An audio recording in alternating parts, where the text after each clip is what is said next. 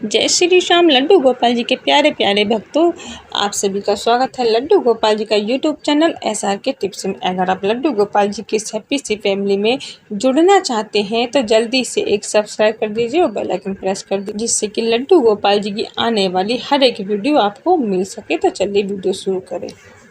तो देखिए लड्डू गोपाल जी के प्यारे प्यारे भक्तों, क्या आपके साथ भी कभी ऐसा हुआ है कि आपने बाल गोपाल जी की सेवा करी है और करते करते आपसे कोई ऐसी गलती हो गई है जिसका एहसास आपको नहीं है और परेशान होकर बाल गोपाल जी रूठ जाते हैं? और कैसे हम इस चीज़ का पता करें कि हमारे बाल गोपाल जी रूठ गए हैं या हमारे घर से चले गए हैं, क्या हुआ क्या नहीं हुआ? तो देखिए आज इसी टॉपिक पर हम बातें करेंगे बाल गोपाल जी के रूठने के, कि बाल गोपाल जी रूठकर घर से चले जाते हैं तो क्या होगा।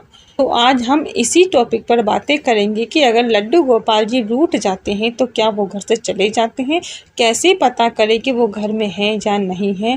देखिए, हम जब बाल गोपाल जी को घर लेकर आते हैं, कुछ दिनों तक सेवा बहुत अच्छे से करते हैं। थोड़े दिन बाद क्या होता है कि माँ अपने बेटे से कहेगी कि बाल गोपाल जी को नहला दे, और बेटा कहेगा कि मैं नहीं नहला रहा हूँ, आप नहला दो। या बेटी से कहे, वो भी कहेगी मैं नहीं नहला रहा हूँ।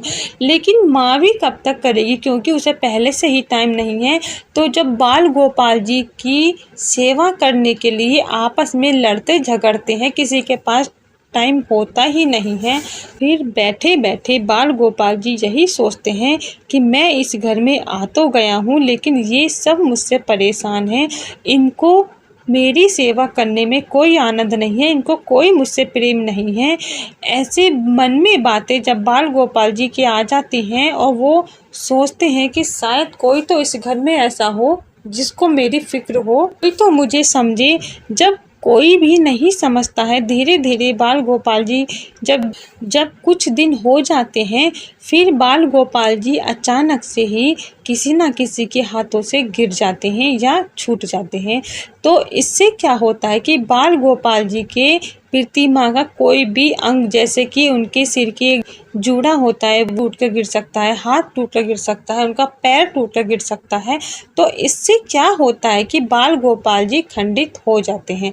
खंडित होने का जो कारण है वो यही है कि बाल गोपाल जी हमसे नाराज और वो परेशान होकर घर से चले जाते हैं और सब सोचते हैं कि बाल गोपाल जी खंडित हो गए हैं।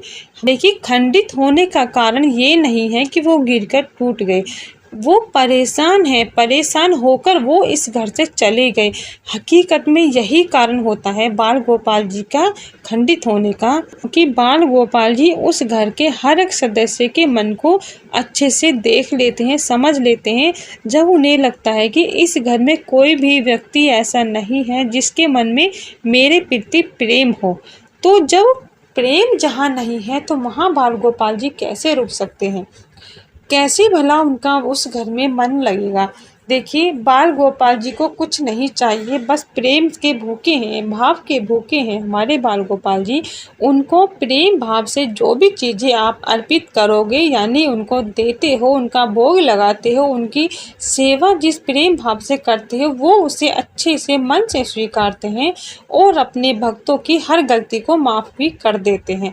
लेकिन समय समय पर वो हर पल उनकी गलती का एहसास भी कराते रहते हैं, जिससे कि वो इस बात का ध्यान रखें कि बाल गोपाल जी आपके साथ हैं, आप इस घर में हैं, वो बाल गोपाल जी का घर है और आप जो कर रहे हो करने से पहले कुछ समझ लीजिए।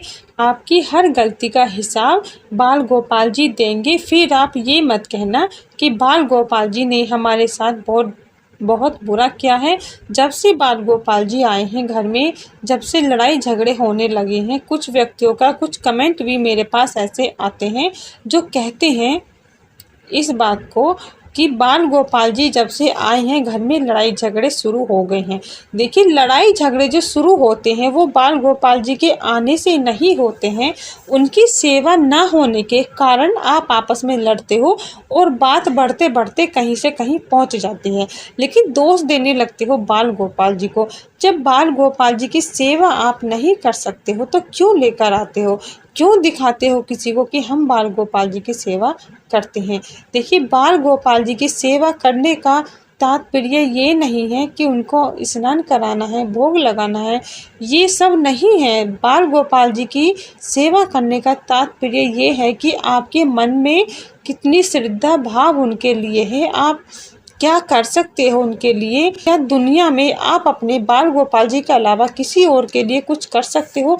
क्या आपके लिए उनके सिवा कोई और है? देखिए, जो बाल गोपाल जी से प्रेम भाव अच्छे से करते हैं, उनको निभाते हैं, उनको दुनिया की किसी भी चीज़ की कोई ज़रूरत नहीं होती, किसी की कोई परवाह नहीं होती है, क्योंकि उनके मन में बाल गोपाल जी के प्रति प्रेम भाव होता है और वो किसी भी तरीके से उनको खोना नहीं चाहते। इसलिए उनके मन में कहीं ना कहीं ये डर भी रहता है कि हमारे बाल गोपाल जी नाराज़ ना हो जाएं, वो रूठ ना जाएं, क्योंकि उनको पता होता है कि अगर ये रूठ गए, नाराज़ हो गए तो ये चले जाएंगे, अगर ये चले गए तो मैं अकेला हो जाऊंगा। क्योंकि उनको ये डर सताता रहता है, क्योंकि ये हकीकत है। बाल गोपाल जी के भक्तों को खुद पर खुद इस बात का अनुभव हो ही जाता है कि उनके बाल गोपाल जी क्या चाहते हैं और क्या नहीं चाहते हैं। इसीलिए बाल गोपाल जी के जो भक्त होते हैं, उनकी बात, उनके कर्म अलग ही होते हैं, बात करने का अंदाज ही अलग होता है, उनके कर्म करने का अंदाज ही अलग होता है, क्योंकि वो जो भी करते हैं अपने बाल गोपाल जी को ध्यान में रख कर करते हैं, किसी का बुरा नहीं करते, किसी कार्य को करने के लिए कोई झूठ नहीं बोलते हैं, किसी के साथ छल कपट नहीं करते हैं। और जब ये सब चीज़ें हम नहीं करेंगे तो कुछ व्यक्ति हमसे दूर हो जाएंगे और कुछ व्यक्ति हमारे नए हमसे जुड़ जाएंगे, क्योंकि एक प्रेमी की बात समझ सकता है, क्योंकि लड्डू गोपाल जी के जो भक्त होते हैं वो आपस में एक दूसरे की भावनाओं को समझते हैं और एक दूसरे के दुख सुख में साथ भी निभाते हैं।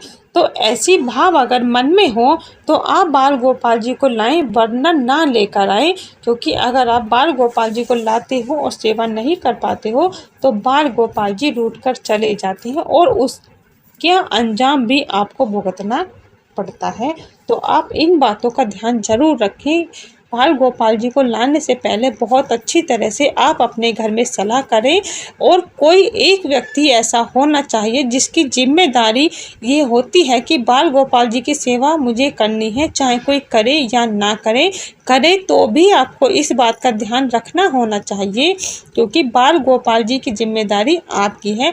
आपके मन में ये भाव होना चाहिए कि बाल गोपाल जी की सेवा अगर किसी ने की है तो आपको देखना चाहिए कि जो उन्होंने उनकी सेवा की है, क्या हमारे बाल गोपाल जी उनसे खुश हैं, क्या वो ठीक से भोग लगा पाए हैं, क्या उनका स्नान ठीक से हुआ है। तो ये देखने का भी काम उस व्यक्ति का होता है जो बाल गोपाल जी को लेकर आते हैं। सेवा घर में कोई भी करो, कोई फर्क नहीं पड़ता, लेकिन कोई एक व्यक्ति ऐसा होना चाहिए जिसकी जिम्मेदारी ये होती है कि बाल गोपाल जी उनके हैं और उनके ही साथ रहेंगे, उनकी जिम्मेदारी ये होनी चाहिए। तो उसी के साथ जय श्री श्याम, राधे राधे।